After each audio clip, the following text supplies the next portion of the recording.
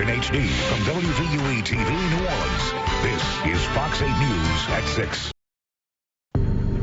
Welcome back. Time now 7:48. You might remember those 9 oil cleanup workers who were rushed to the hospital last week after getting sick.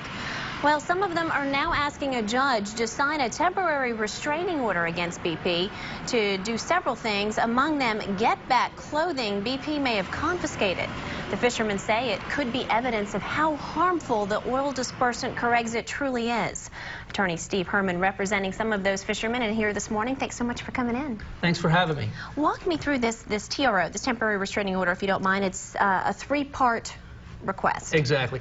One is to preserve evidence. We want to make sure that nothing happens because BP still has, for example, control over the vessel of Mr. Wunsel, who's in the hospital. He was discharged late yesterday afternoon. So they have his vessel, so we want to make sure that we're able to test it and inspect it and everything while they have control over it.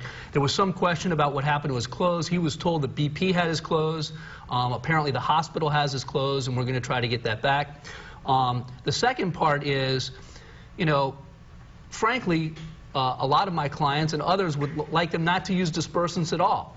Makes it more toxic and harder to clean up.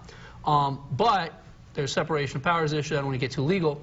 But we're saying, at the very least, if you're going to use dispersants, don't drop it on their head and give them protective gear, breathing apparatus, protective clothing, stuff like that, so they're not getting sick from it. And then finally, frankly, you have a lot of workers. They're in desperate economic times. BP's paying them a lot of money to do this cleanup work. It's dangerous, and they're afraid that if they speak out or raise questions or concerns about health concerns, then they might lose their jobs or be prejudiced in other ways. And we want to make it absolutely clear that for anybody to raise a health issue or a concern or a question, that BP is not going to take any action against them. And so that's really the 3 parts of the TRO, and we're hoping that we might be able to work some of that out amicably with BP today without a formal order, but we'll just see what happens. Yeah, it seems like some of that's very reasonable. Judge Barbier may hear this today? He might. With the TRO, he could take it up at any time. He could give us notice of a hearing. He could sign it and then give BP an opportunity to avoid it. We'll just have to see how it plays out. And have you heard back from BP on any of these points? Well, they were very aggrieved about the allegation that they took this guy's clothes. That's what he was told. And so I'll give them the benefit of the doubt that the hospital has the clothes and not BP. His clothes are missing. They probably have the chemical on them, and we don't know who has them for sure. Correct. I think the hospital at this point probably does. Okay. And so we're working with the hospital to try to get back. BP. The other thing is BP's counsel indicated that he wanted to at least talk with us a little bit on tailoring some type of thing to assure the workers that if they did raise health questions or concerns, there would be no retaliation. And so I expect to be talking to BP's counsel about that this morning to formalize that in some way. Preservation of evidence. You say BP still has Fisherman Wunsel's boat. Is the thought that there may be some dispersant on the boat that you'd want to test? There could be. And we've asked to try to go down there and do some kind of joint inspection either yesterday or today because it was supposed to go out Wednesday. Tomorrow, and we've been assured that the boat was kind of taken out of the rotation and won't be going out tomorrow.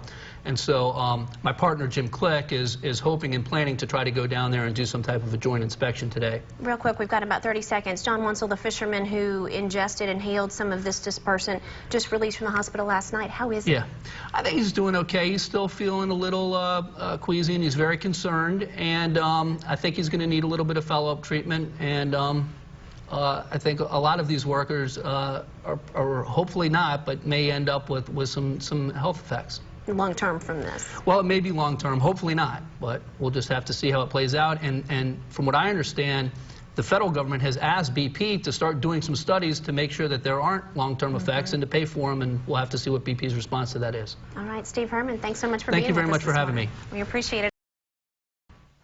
Remember those 9 fishermen who claim they got sick after coming in contact with chemical dispersants? Well, now some of them are filing suit against BP. They're asking a judge to sign a restraining order against BP, ensuring no retaliation is done to a fisherman who raises health concerns. Stephen Herman represents one of those fishermen. Frankly, you have a lot of workers. They're in desperate economic times. BP's paying them a lot of money to do this cleanup work. It's dangerous, and they're afraid that if they speak out or raise questions or concerns about health concerns, then they might lose their jobs or be prejudiced in other ways. And we want to make it absolutely clear that for anybody to raise a health issue or a concern or a question, that BP is not going to take any action against them. The restraining order also asks BP to stop using dispersants until protective gear is handed out and to preserve any and all evidence, things like fishermen's clothing or the boats the fishermen have been using.